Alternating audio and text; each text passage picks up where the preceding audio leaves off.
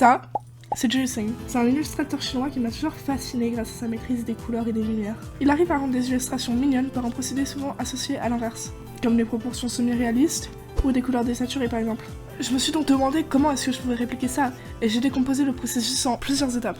Donc premièrement, j'ai juste trouvé une seule speed paint, et celle-ci m'a directement intriguée, car il commence par le visage et ne fait aucune guideline, ce qui est normalement la chose à ne pas faire quand je dessine. Aussi son sketch, il fait partie de son dessin final. Ce que je veux dire par là, c'est qu'il n'utilise pas de line art à proprement parler. À la place, il utilise son croquis initial et dessine dessus. Ensuite, pour la couleur, rien de spécial, il suit le schéma classique, c'est-à-dire couleur de base, ombre, render, et puis les ajustements. Les éléments en dehors du focus ne sont tout simplement pas détaillés, car on n'en a pas besoin de dessiner, c'est apprendre à prioriser les bonnes choses. Mais on va voir tout ça en essayant de le catfish. J'ai pu remarquer plusieurs points communs entre ces dessins, et je pense honnêtement que c'est des choses que tout le monde devrait appliquer. Premièrement, les poses elles racontent toute une histoire. Il y a rarement un personnage qui est pris en train de poser juste pour poser. On a toute une scène qui s'offre à nous. C'est quelque chose dont je suis honnêtement assez souvent coupable, mais c'est beaucoup plus simple de faire un bon dessin en racontant quelque chose que de faire un bon dessin par la technique. Tout simplement car raconter des histoires c'est l'essence du dessin, c'est pour ça qu'on a commencé à dessiner dans la première place. Et même si en voyant un dessin de ce type on n'a pas l'impression qu'une histoire nous est transmise, inconsciemment c'est le cas. On a tendance à complètement sous-estimer la capacité du storytelling. Ce qui est dommage car pour moi c'est un fondamental de l'art, au même titre que la composition et tout. Et en plus de ça c'est quelque chose qu'on peut améliorer super facilement. Car ça demande juste de la créativité et pas de talent particulier en art. En plus de ça, tous les croquis sont susceptibles d'exister. Le perso il est tangible et s'étend dans tous les plans. Dans la vraie vie on voit jamais les gens de face, on a toujours un angle, que ce soit du dessus, du dessous, du côté, etc. Car peu importe à quel point t'es beau, une photo d'identité ça restera jamais une photo inintéressante. Aussi un autre aspect qui augmente le réalisme, c'est les cheveux qui interagissent avec le décor. Particulièrement visible ici par exemple. Peu importe le nombre de détails dans ton dessin, si rien n'interagit ensemble, on aura toujours un manque de cohérence. Donc personnellement pour copier je prends Racing Miku 2022. C'est une de mes versions de Miku préférées, en plus ça m'apprendra à dessiner de nouveaux matériaux comme le latex par exemple. Ce qui est vraiment d'être super utile dans la vie de tous les jours, mais bref. Je la dessine en supporter, vu du dessous, comme si on était vers le circuit et qu'on la voyait au-dessus, nous encourager. J'essaie de mon mieux de répliquer le style de Zhu Xing. Je m'étais d'ailleurs entraînée à ça dans mon sketchbook. Ce qu'il y a à retenir c'est que les personnages sont très grands et fins, qu'ils ont de longues jambes et de longs bustes. Je pense d'ailleurs que c'est la limite qu'on puisse aller avant de tomber dans l'Uncanny Valley. Pour ceux qui savent pas, c'est le point un peu bizarre entre le réalisme et le stylisé, qui nous met juste mal à l'aise. Donc voilà, faites attention. Une fois fini, je fais aussi un croquis pour la colo. C'est quelque chose qui fait pas dans son processus, mais moi je le fais tout le temps. J'ai des difficultés avec les couleurs et donc ça m'aide beaucoup. Et franchement, on n'a rien à perdre son temps. Je pense que de recommencer sa colo alors qu'on l'avait déjà fini, c'est une expérience universelle, que personne ne recommande.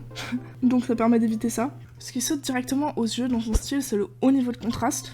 D'ailleurs, le contraste, ça peut être aussi de mettre une couleur désaturée dans des couleurs saturées, ou l'inverse, de mettre une couleur bleue dans des tons rouges, par exemple. En bref, c'est tout ce qui choque et qui attire l'œil, car c'est différent, c'est pas comme les autres. Les gradients, quant à eux, sont que très peu présents. Ils sont là, évidemment, mais ils sont tellement légers qu'on les remarque même pas, car les ombres, elles sont juste toutes dures et confidentes. Encore une chose qui permet de reconnaître un maître en dessin, c'est la confidence dans les traits de quelqu'un. Les couleurs de celle-ci varient quant à l'ambiance. On peut voir des teintes verdâtres proches du drapeau et des teintes bleues vers les cheveux. C'est juste un détail, mais c'est justement en accumulant les détails qu'on finit avec un chef-d'œuvre. Oublier un seul de ces détails, cité auparavant, ce sera pas dramatique, mais tous les oublier, si. Tout ce qui va en hors-champ tourne vers le gris. La plupart des artistes font ça avec une teinte de bleu clair, par exemple. C'est le même effet qu'on a quand on regarde les montagnes, mais en exagéré. Bref, donc là, je me donne de mon mieux pour répliquer tout ce qu'on a cité auparavant. Haut contraste, forme définie, ombre ambiante. Et une fois que je suis heureuse avec le résultat, je me prépare pour passer au rendering.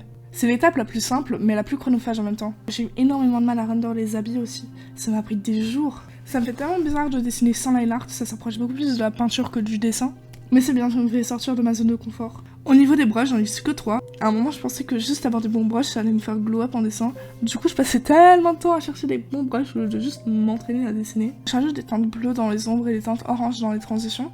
Elle m'a livré honnêtement pas très intéressante, mais c'est pas grave, c'est juste pas mon but dans ce dessin.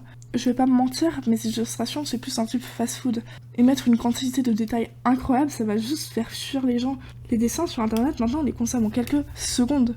On les regarde puis on passe à la suite. On a juste pas le temps de montrer notre chef-d'œuvre détaillé, donc moi je choisis juste de me focus sur un seul élément et de baser tout mon dessin là-dessus.